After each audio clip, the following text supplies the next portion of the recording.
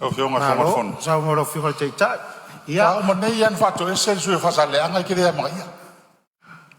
E kire saulano. Malia le sui Vai mama. oi, esse mea. Malia sui malu faleata. Esse mea. Com faoso fasale le anga fai upu wane. Oi le mol melea. Oi fola fai se mele mo le kumalola. O com faso. Ko wa mai la ku ngoi fale anga pa porque kia mea. Wala. Eu mai ko filau den fai upu ya ke o mal par menga kadin melea. O ko ya.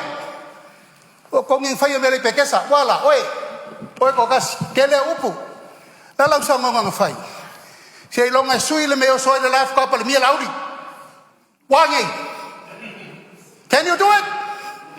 Yang na malo lo le laia. E pe umi. Ia o lau atala na.